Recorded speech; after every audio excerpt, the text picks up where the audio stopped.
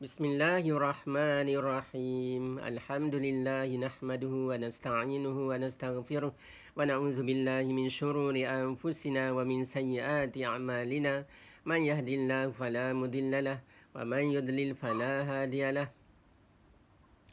Hari ini Ustaz nak bercerita yang sangat menarik, iaitu daripada kitab Fadailul Khamsah, iaitu 3 orang pendeta Yahudi bertemu dengan Sayyidina Umar Al-Khattab dan Sayyidina Ali bin Abi Talib. Kan. Baik, 3 pendeta ni dia jumpa dengan Sayyidina Umar untuk menguji, kan.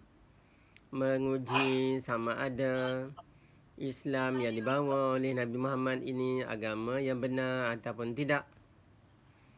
Jadi dia pun berjumpa dengan Sayyidina Umar, kan. Wahai Umar, saya nak mengajukan kepada kamu 5 soalan. Kalau kamu dapat jawab, kami akan masuk Islam. Tapi kalau kamu tak dapat jawab, berarti Islam ini bukan agama yang benar dan Nabi Muhammad bukan Rasul yang sebenar lah. Iaitu Rasul yang palsu lah. Senang cakap, kan. Baik Yahudi, sebelum kamu bertanya, izinkan saya memanggil Ali bin Abi Talib. Ya, silakan. Salman, kamu pergi panggil Ali bin Abi Talib. Salman pun berlari lah, pergi memanggil Ali bin Abi Talib. Sayyidina Ali, Amirul Mukminin memanggil kamu supaya berjumpa dengannya sekarang. Lalu Ali pun tanpa melengahkan masa terus pergi berjumpa dengan Sayyidina Umar Al-Khattab, kan. Lalu dipendekkan cerita, Yahudi tu pun bertanyalah, wahai Ali, apakah dan bilakah pintu langit akan terkunci? Soalan pertama. Soalan kedua, bilakah pintu langit terbuka? Soalan ketiga, apakah kubur yang berjalan? Kubur boleh berjalan, pelik tak? Tak. Tak pelik. Biasa kubur dia statik, kan. Ni kubur boleh berjalan dengan orang yang meninggal. Yang keempat, soalan keempat, apakah makhluk Allah yang boleh beri nasihat? Tetapi makhluk ini bukan manusia dan bukan pula jin, kan. Soalan kelima, apakah 5 makhluk yang dilahirkan tanpa ibu, diciptakan tanpa ibu? Jadi Ali pun menjawab, oh itu senang saja, bisa sekali, kan. Soalan yang pertama, pintu langit terkunci kepada orang yang syirik kepada Allah Subhanahu wa ta'ala. Apa maksud syirik? Orang yang menduakan Allah. Orang yang syirik kepada Allah, dia sembah Allah, lepas tu dia sembah yang lain. Sama ada menduakan, mentigakan, menseratuskan, menseribukan, kan. Jadi kita dalam Islam ni tak boleh macam tu. Kita kena sembah Allah, agama tauhid. Sembah Allah semata-mata, tidak kepada yang lain. Baik, soalan kedua, bilakah pintu langit terbuka? Bila pintu langit terbuka?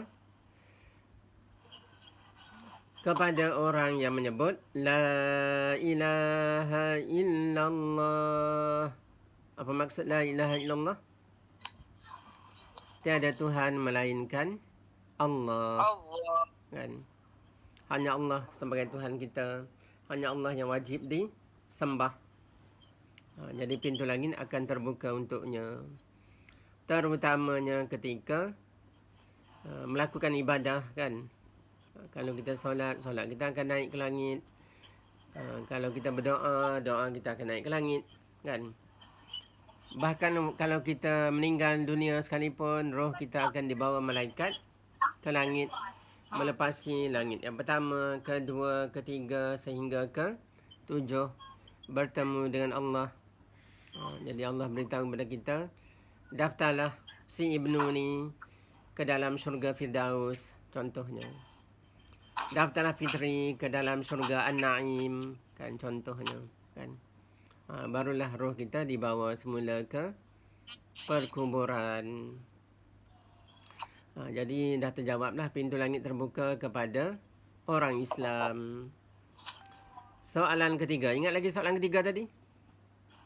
Lupa. Kubur berjalan. Kubur berjalan. Bagus Ibnu ya. Ibnu ni dah ingat. Ibnu kan Fitri jawab tu.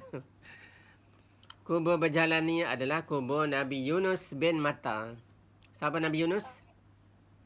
Iaitu Nabi yang ditelan oleh ikan paus.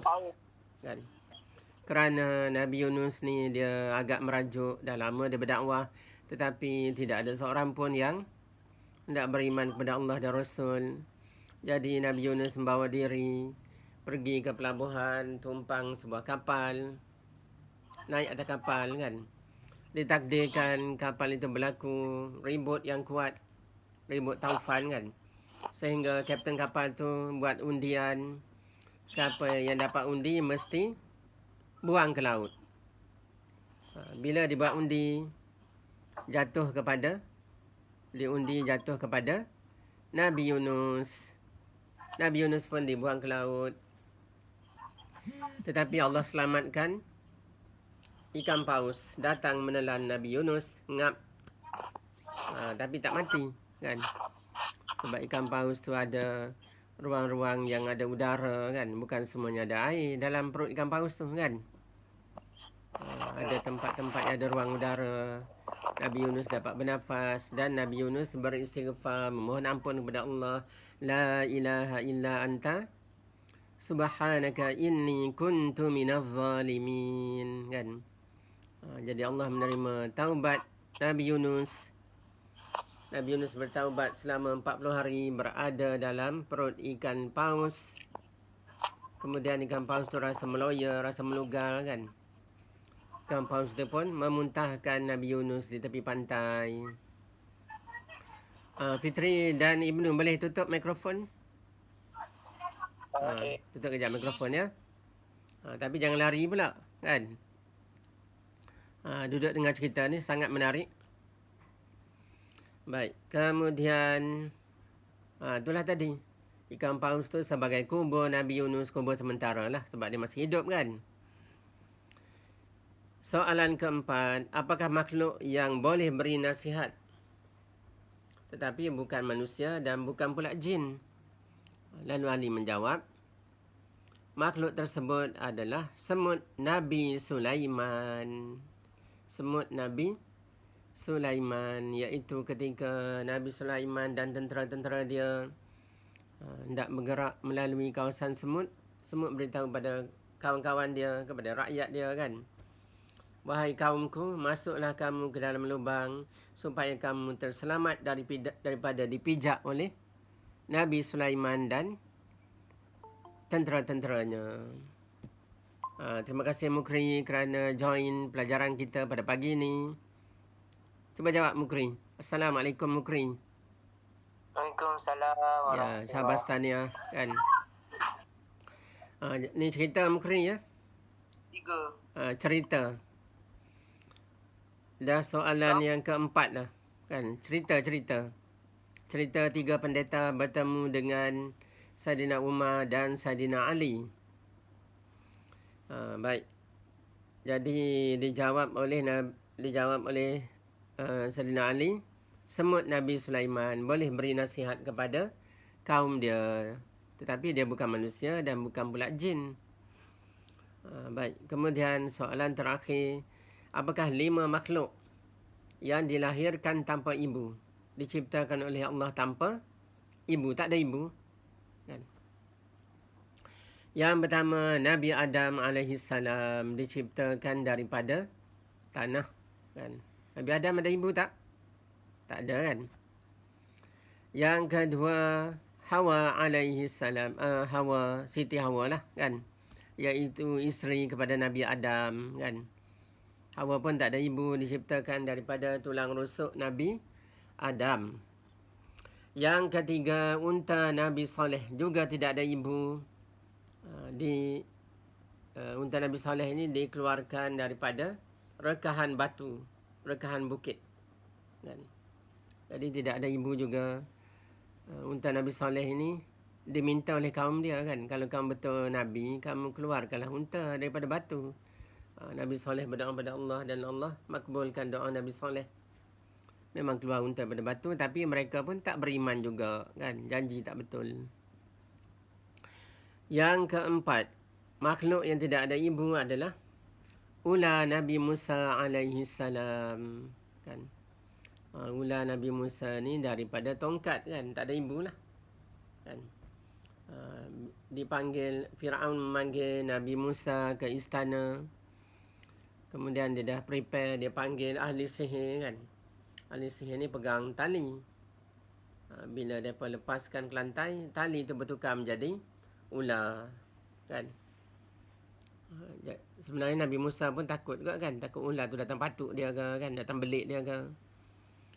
Tapi Nabi Musa dapat wahyu daripada Allah. Wahai Musa, campakkanlah tongkat kamu. Berbum campak tongkat, menjadi ular yang besar. Ular tu lah tak ada ibu tu. Dan memakan semua ular-ular kecil ahli sihir tu. Sehingga kan ahli sihir mengakui bahawa itu adalah bukan sihir dan mereka semua memeluk Islam. Firaun ni pun sangat murka lah kan. Firaun ni sangat murka, dia pun beri warning, beri amaran kepada ahli sihir, kalau kamu tak kembali menyembah beta, beta akan potong kamu, potong tangan dan kaki kamu bersilang. Kamu bersilang. Tangan kanan potong, kaki kiri pun potong. Kan? Dulu tak ada bius kan. Sakit tak kena potong tu? Sakit lah kan. Bila ustaz tanya, cuba respons. Sakit. Ya, bagus. Bagus Mukri ada respon ya. Baik, kemudian Fitri nak respon ke nak bertanya soalan? Ibnu ada nak bertanya? Saya maaf Ustaz. Okey, baik. Baik. Kita pergi kepada yang kelima, makhluk yang tidak ada ibu, iaitu kambing Nabi Ibrahim. Bila kambing Nabi Ibrahim ni, dalam peristiwa korban kan, Allah memberi wahyu kepada Nabi Ibrahim supaya menyembelih Nabi Ismail kan.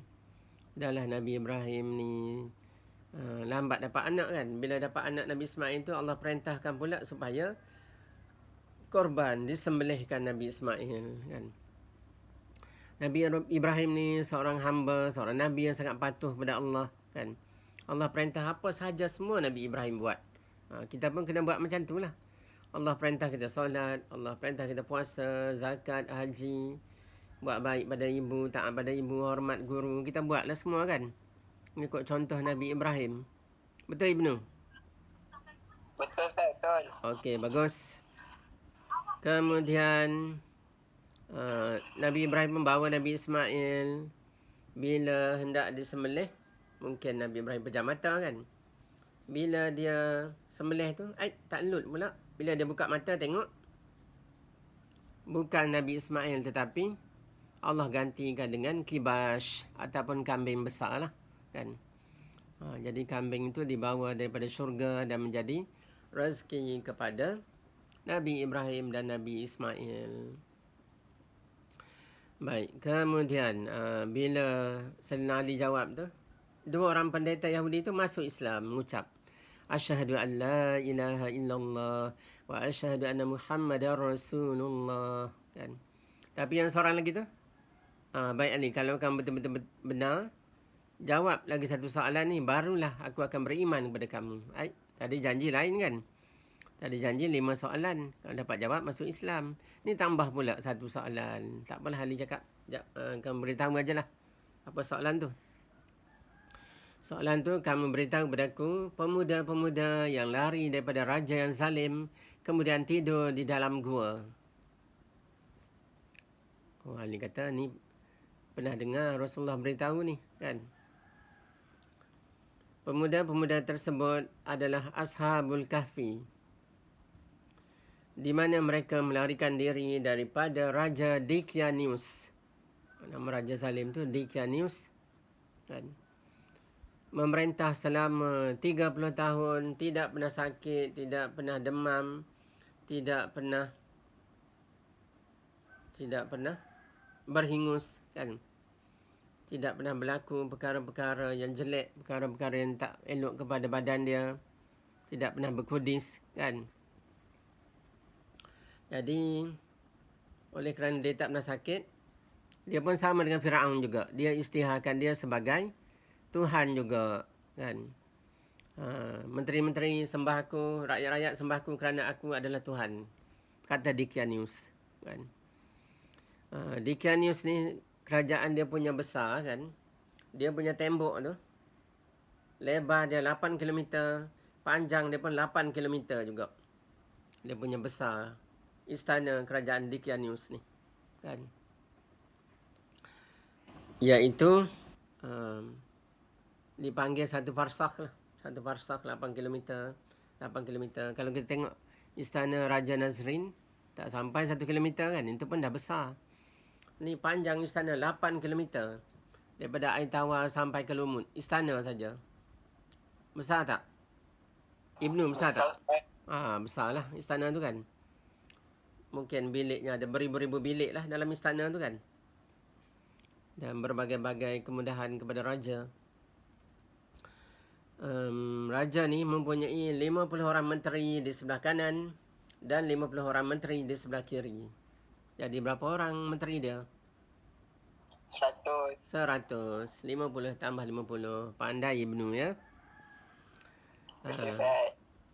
Baik. Kemudian dia ada juga 6 orang penasihat.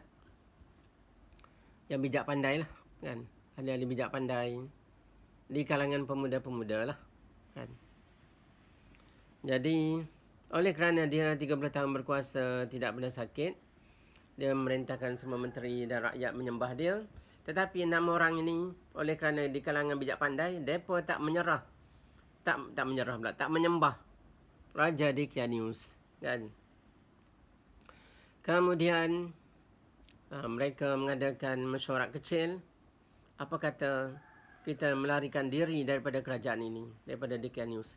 Kerana dia memang bukan Tuhan, kan? Macam mana Tuhan?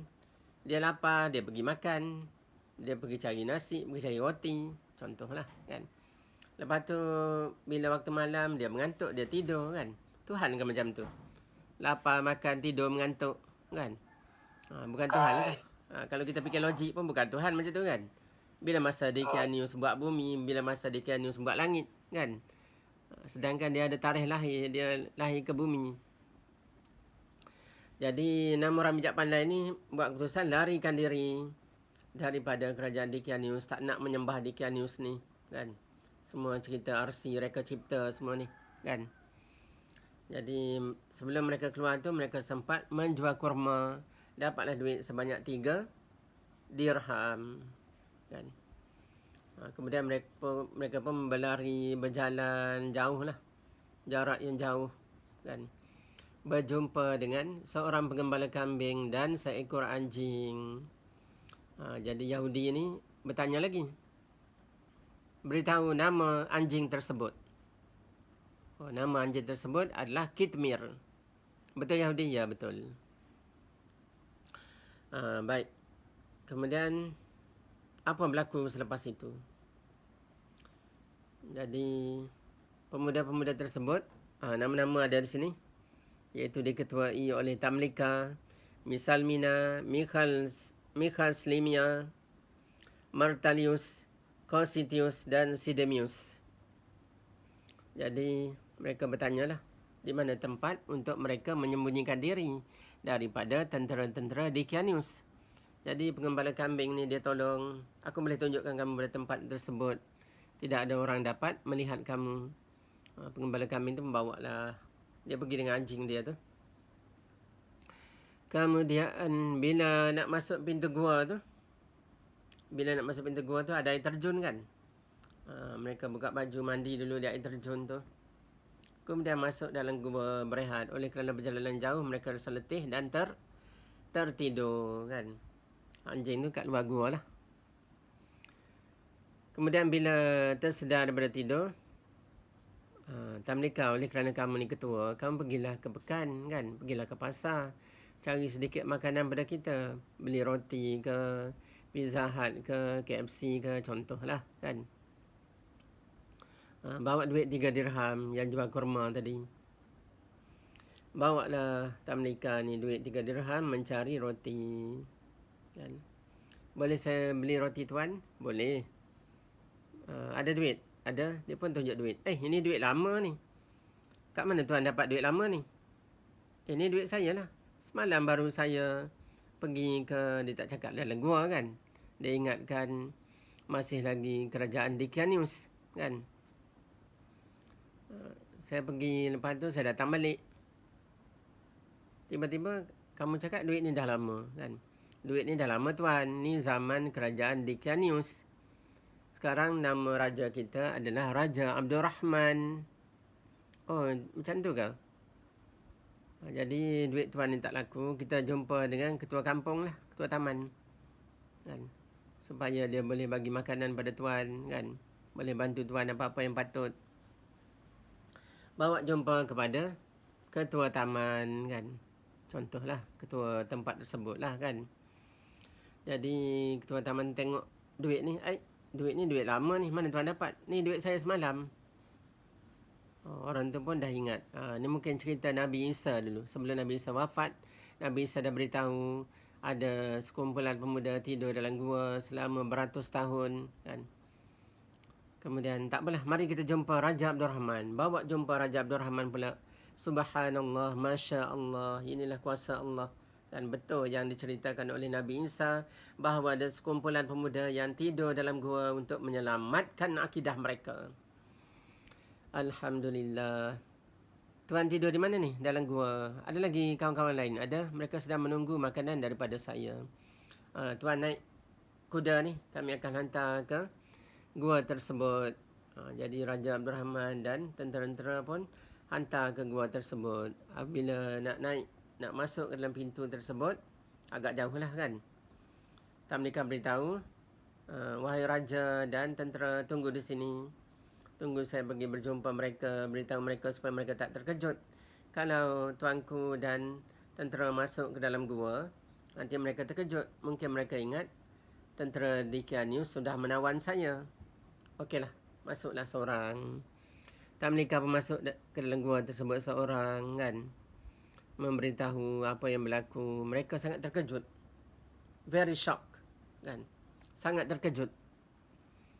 Kerana mereka ingat baru satu malam ataupun satu hari mereka berada dalam gua tersebut. Tetapi sebenarnya mereka sudah ditidurkan oleh Allah selama 309 tahun. Lama tak? Memang sangat lama lah. Lama je. Lama. 309 tahun. Kan? Berapa generasi tu? 4-5 generasi kan? Jadi jangan pelik lah. Allah sangat berkuasa melakukan sesuatu kan? Kemudian tadi sebelum berjumpa raja tadi, sebenarnya ada lagi. Lepas berjumpa raja, dia minta supaya balik semula ke rumah dia kan. Bila balik ke rumah dia tadi, apa yang berlaku? Keluar seorang tua kan. Beritahu, awak siapa? Saya adalah tuan rumah ni. Baik, siapa nama tuan? Fitri, tolong tutup mikrofon. Dia pun beritahu lah. Nama saya Tamlika, ni rumah saya dulu. Tamlika tu datuk nenek saya dulu kan. Orang tu pun cium tangan Tamlika kan. Datuk nenek dia kan. Kemudian cerita semula dalam gua tadi. Bila dah kembali di gua kan. Ada dua pendapat. Ada pendapat yang pertama mengatakan mereka turun berjumpa dengan Raja Abdul Rahman. Pendapat yang kedua, mereka kekal dalam gua tersebut sehingga diwafatkan oleh Allah Subhanahu Wa Taala kan. Jadi raja yang tunggu di bawah ni Tunggu punya tunggu daripada pagi sampai petang sampai malam. Mana tak tunggu lagi ni kan? Mana pergi? Mereka pun cari pintu gua tu. Mana gua ni tak ada pun. Mungkin sudah ditutupkan oleh Allah Subhanahu wa taala kan. Baik anak-anak, begitulah cerita kita, pengajaran dapat kita ambil bahawa Allah sangat berkuasa melakukan sesuatu kan. Seperti Allah berkuasa menghidupkan semula kita di padang mahsyar. Dan satu lagi pengajaran dapat kita ambil, orang ni Allah ciptakan berbagai-bagai kemahiran kan. Contoh tadi Saidina Umar, dia bijak dalam mentadbir negara kan. Dia cakaplah dia tak tahu untuk menjawab soalan pendeta. Kalau kita tak tahu, kita kena berterus terang. Jangan kita reka jawapan kan. Jangan kita beritahu jawapan yang tidak betul kan, menunjukkan kita pandai kan. Kalau kita tak tahu, berterus terang, saya tak tahu kan. Wallahu a'lam, la adri, saya tak tahu kan. Itu yang lebih baik. Sebab kita diciptakan berbagai kemahiran. Contohnya Mukri Mukri ni ada skill. Apa dia Mukri? Boleh jadi imam kan. Boleh jadi Khalifah Yasin. Boleh jadi Tuan Bilal. Manakala Ibnu pula, dia skill dia, kemahiran dia dalam bidang main bola sepak kan. Fitri pula, kemahiran dia dalam bidang main golf kan. Allah cipta kita berbagai-bagai kemahiran kan. Jadi janganlah kita memaksa kalau orang tak dapat ikut apa yang kita buat kan. Mungkin dia tak ada kemahiran yang kita nak tu. Baik. Kemudian kita berhenti sinilah. Lepas tu Ustaz nak kamu jawab quizzes. Ya, kamu buka dalam grup kamu. Kemudian kamu jawab quizzes. Ya, baik, kita berhenti di sini. Wabillahi taufik wal hidayah.